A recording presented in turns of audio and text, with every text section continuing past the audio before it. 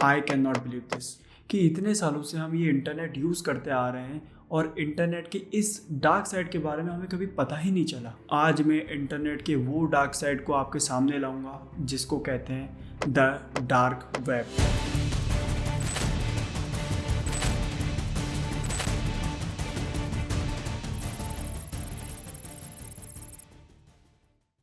Forbes के इस article को देखा जाए तो आज वर्ल्ड में 1.13 बिलियन वेबसाइट्स हैं। हालांकि उसमें से 82% वेबसाइट डीएक्टिवेट कर दी गई है फॉर सम रीजंस। अगर देखा जाए इंडिया का डाटा तो इंडिया में आज भी 50 लाख से भी ज़्यादा वेबसाइट एक्टिव हैं। गूगल, फेसबुक, इंस्टाग्राम, ट्विटर ऐसी बड़ी बड़ी कंपनियां जो ये इंटरनेट की किंग हैं। अगर मैं आपको ये बताऊं कि जो भी इंटरनेट हमने आज तक यूज़ किया है और जो यूज़ कर रहे हैं वो पूरे इंटरनेट का सिर्फ 4 to 5% है। Can you believe it? सिर्फ 4 to 5%। देखो, इंटरनेट स्पेस की तरह है जहाँ डेली हजारों वेबसाइट बनती है और हजारों वेबसाइट डीएक्टिवेट होती है। पर इंटरनेट को अगर हमें समराइज करना हो तो इंटरनेट की डिफरेंट लेयर्स होती हैं जिसको हम एक आइसबर्ग के पर्सपेक्टिव से समझ सकते हैं। Starting from the tip of the iceberg which is the surface web two the deepest point of the iceberg which is the fog virus suit. तो एक वीडियो में पूरे इंटरनेट को बताया नहीं जा सकता, इसलिए इसका एक सेकंड पार्ट भी आएगा, तो डू सब्सक्राइब फॉर दिस। अब जैसे कि मैंने आपको बताया कि जो भी इंटरनेट आज तक हम यूज़ करते आ रहे हैं और कर रहे हैं वो पूरे इंटरनेट का सिर्फ 4 to 5% है।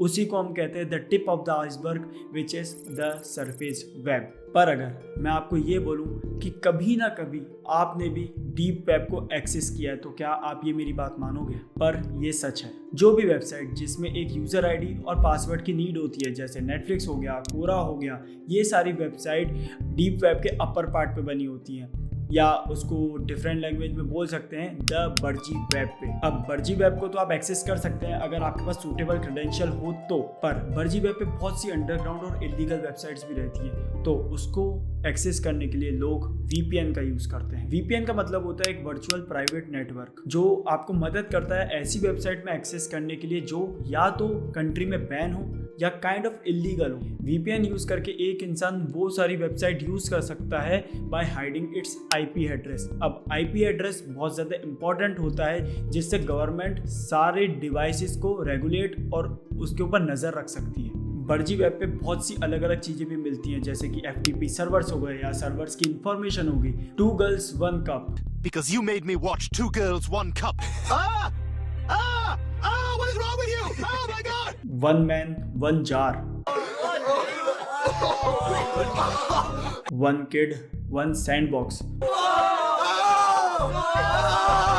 ये सारी वीडियो वो हैं जो बर्जी वेब से लीक होके सरफेस वेब पे आ गई थी। पर मैं आपको कभी रिकमेंड नहीं करूंगा कि आप ऐसी वीडियो या इससे मिलती जुलती वीडियो कभी भी देखो। अब जैसे कि मैंने आपको बताया कि जो भी इंटरनेट हम यूज़ करते हुए आ रहे हैं वो सिर्फ 4 to 5% है, तो बाकी का 95 to 96% जो है वो ये 6 लेयर कंसिस्ट करती हैं। तो अब बात करते हैं द डीप वेब की। तो इस टॉपिक पे बात करने से पहले मैं आपको एक डिस्क्लेमर दे दूं कि ये वीडियो सिर्फ एजुकेशनल पर्पस के लिए, तो प्लीज़ आप डीप वेब या डार्क वेब पे जाने की कोशिश ना करें क्योंकि ये आपकी लाइफ डिफ़िकल्ट बना सकता है, और मैं आपको आगे बताऊंगा क्यों। अब सरफेस वेब और बर्जी वेब, इन दोनों के अंदर जो भी वेबसाइट्स आती है वो हम नॉर्मल सर्च इंजन से एक्सेस कर सकते हैं, जैसे गूगल हो गया या फायरफॉक्स हो गया, वो सबसे हम एक्सेस कर सकते हैं। पर डीप वेब को एक्सेस करने के लिए पूरा ही डिफरेंट तामझाम है।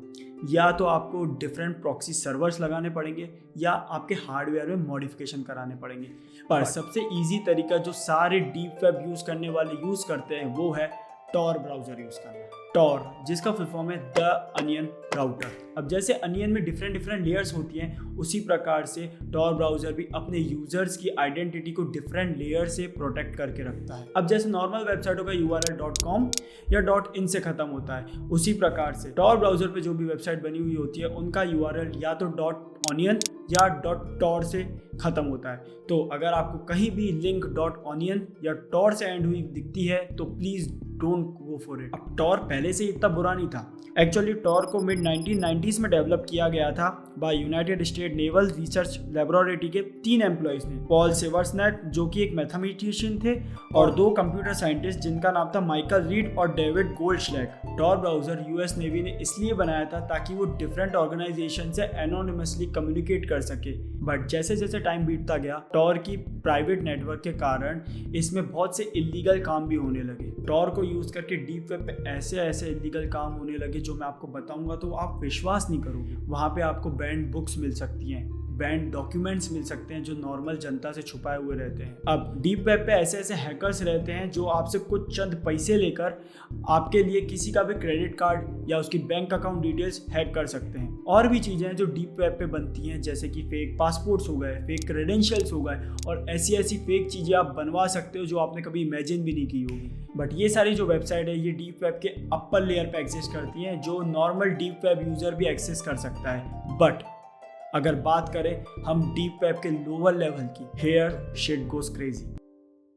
आप हिटमैन हायर कर सकते हो, रियली आप हिटमैन हायर कर सकते हो। आप कुछ पैसे देके किसी का भी मर्डर करा सकते हो और मर्डर भी बाय योर चॉइस। आप बोल सकते हो कि उसको जहर देके मरवाना है या चोक करके मरवाना है या सर पे गोली मार के उसकी मौत करवानी है। It's up to you. Aside from this deep web पे एक चीज़ और फेमस है, या I know you can not believe that, but child pornography वहाँ पे बहुत बड़ा मार्केट है। चाइल्ड प्ले और प्ले पेन ऐसी वेबसाइट्स थी जहाँ पे चाइल्ड पोर्नोग्राफिक कंटेंट सेल किया जाता था। और that's not the worst part. The worst part is कि वहाँ पे मंथली 2 लाख से भी ज़्यादा विजिटर्स थे। पीटर स्कली जिसको फिलीपींस में अरेस्ट किया था 20 फरवरी 2015 को, because he used to run one of the biggest child pornographic website which is called NFL, no limits fun. Peter Scully के ऊपर 75 बच्चों से भी ज़्यादा के टॉर्चर और रेप के चार्जेस थे। One of the charges are from his video Daisy's Destruction जो उसने सेल की थी फॉर $10,000 टू NFL। पर आप सोच रहे होंगे कि ये जो भी ट्रांजैक्शन हो रहे हैं ये होते कैसे होंगे? कैश में होते होंगे, बैंक अकाउंट डिटेल्स से होते होंगे? नहीं, बैंक अकाउंट डिटेल्स और कैश को पकड़ा जा सकता है, वो ट्रेसेबल है।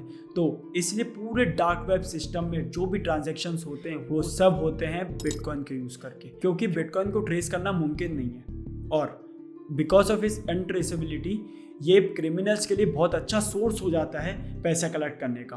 अगर हम फोर्ब्स के इस आर्टिकल को पढ़े तो more than 65% transactions dark web पे होते हैं। तो आप सोचिए कि इसका मार्केट कैपिटल कितना होता होगा। और अगर आपको लग रहा है कि डार्क वेब पे और डीप वेब पे इससे बुरी चीज़ क्या ही हो सकती है, so let me introduce you to the red rooms.